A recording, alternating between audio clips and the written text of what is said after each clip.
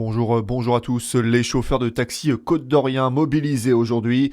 Ils se rassemblent aujourd'hui à Dijon. Un cortège sur la rocade vient de débuter. Il rejoindra le CHU avant un tractage.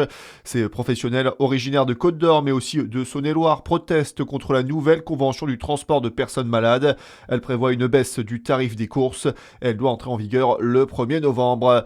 Un bailleur social ne peut répondre aux situations de demande d'hébergement d'urgence. Aujourd'hui, dans le Jura, plusieurs dispositifs et associations peuvent accompagner les personnes qui auraient besoin de trouver un logement en urgence pour ne pas se retrouver à la rue ou se mettre en sécurité.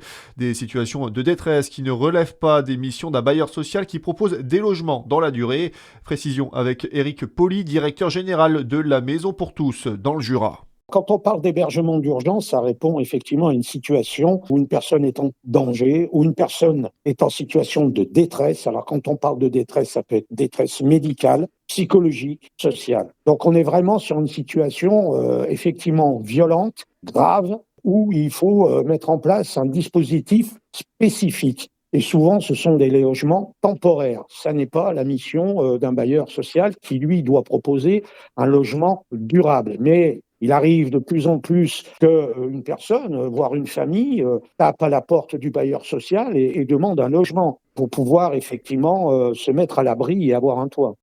À noter que pour disposer d'un logement auprès d'un bailleur social, il faut attendre en moyenne 8 à 9 mois dans le Jura, 18 à 19 mois au niveau national. Les Chalonnais attendaient sa réouverture avec impatience. Après 2 ans de travaux, la cathédrale Saint-Vincent de Chalon-sur-Saône a rouvert ses portes ce vendredi. Le chantier avait pour objectif de nettoyer et restaurer les couleurs de l'époque. La dernière restauration de la cathédrale remonte à 1864. Malgré la réouverture, les travaux ne sont pas totalement finis. Ils prendront fin en 2027.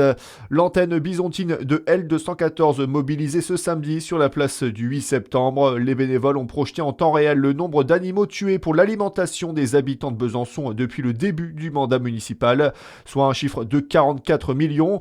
Au niveau national, L214 estime que 4,7 milliards d'animaux sont tués chaque année pour l'alimentation. Dans le reste de l'actualité également, la traque continue après le cambriolage hier du musée du Louvre.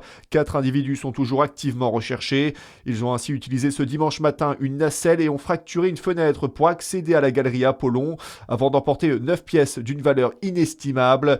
Nous retrouverons les œuvres et les auteurs seront traduits en justice, a promis hier soir sur X Emmanuel Macron. Et enfin le sport, 27 ans après le dernier titre européen, l'équipe de France de tennis de table a remporté les championnats d'Europe par équipe. Les Bleus, emmenés par les frères Lebrun, ont dominé la Roumanie en finale. Voilà pour l'actualité, à suivre votre météo sur Fréquence Plus.